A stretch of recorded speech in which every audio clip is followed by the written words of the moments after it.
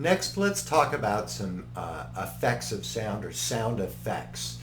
And the first one we'll talk about is reflection.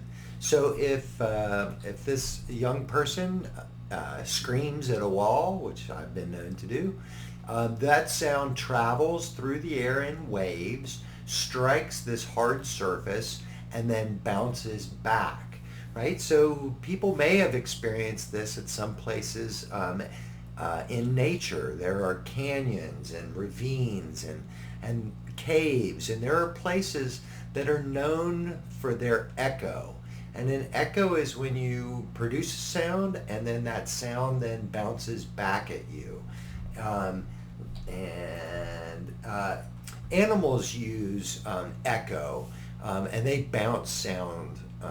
So a bat notoriously has bad vision, but they use echo and sound.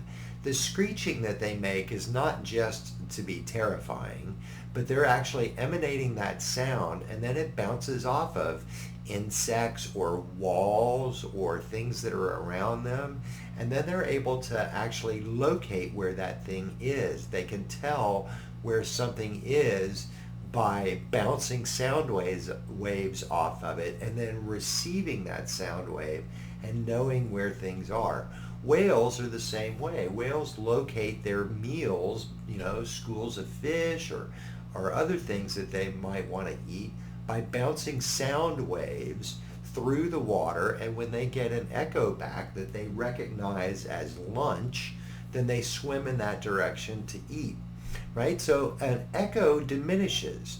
There are sound waves are absorbed partly by whatever it is that they're bouncing off of.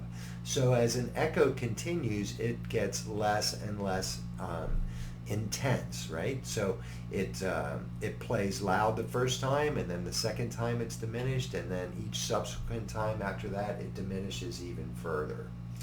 All right, so the next sound effect I'd like to talk about is called the Doppler effect. Now, you may have experienced it, but never known actually what the name of it is.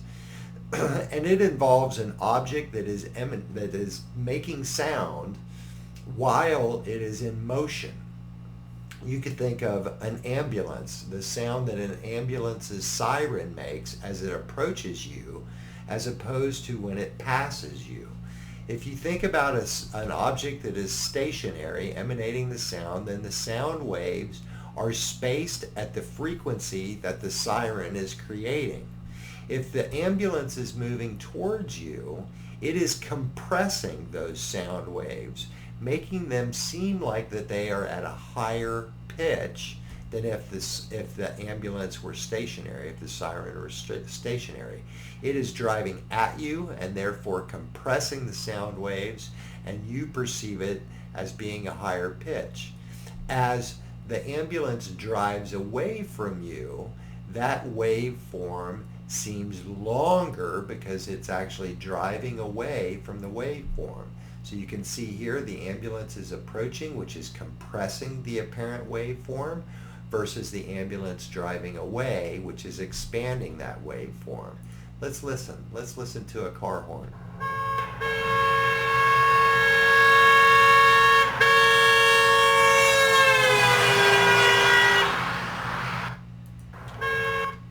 Right?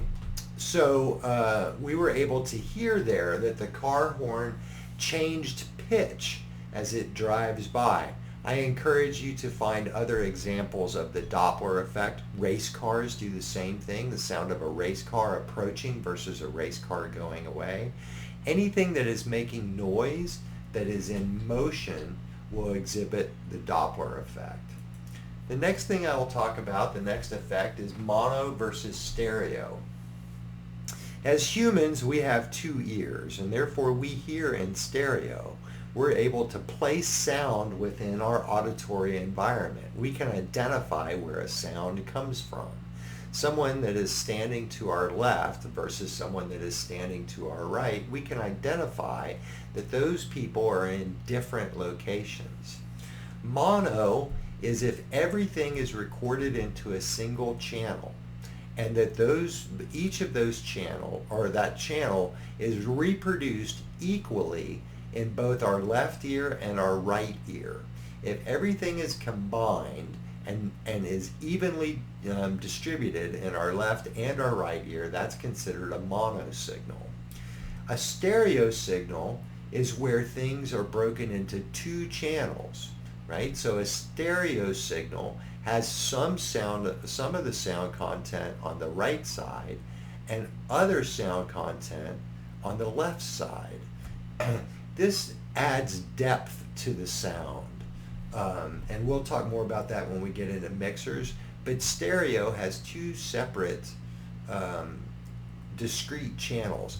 Talk radio uses it often, and they will put the host more in one channel and the interviewee more into the other channel, and so it sounds more natural. It sounds like a back and forth conversation if you listen to it, and music uses it all the time, right? So stereo panning is the ability to move sound from the left to the right.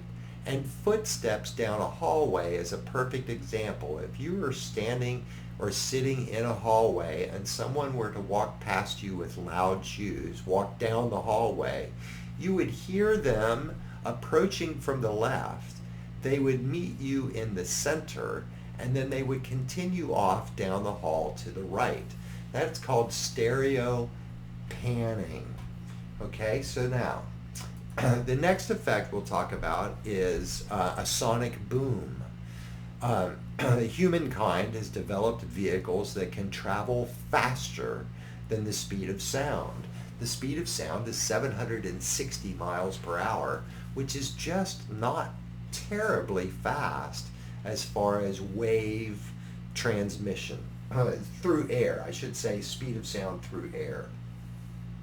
A commercial airliner, or, a jetliner or a jet that you may get on, may travel 500 or 600 miles an hour, and it does not exceed the speed of sound. However, military aircraft are capable of flying faster than the speed of sound. And a sonic boom is when the aircraft or the vehicle is traveling faster than the speed of sound. As it's traveling subsonic, it's making sound, and you would hear the sound at the point where it's being made. You would be able to identify that aircraft is making that sound in that location. Mach 1 is as it approaches the speed of sound, and it's right at the very tip of 760 miles an hour. It is approaching, it is flying as fast as sound is, and you would still identify the aircraft in its location. As soon as it exceeds the speed of sound, the sound waves that the jet is creating actually occur behind the object. A sonic boom is a loud crash that an airplane makes as the sound waves actually start to be generated behind the aircraft, and it causes a distortion in the airwaves, right? Because they're actually vibrating behind the thing that made them vibrate. It's an intense phenomenon. So feel free to look more into sonic boom. I'm not going to cover much more of that here. And I think that ends our discussion of the properties of sound, and I look forward to chatting with you more.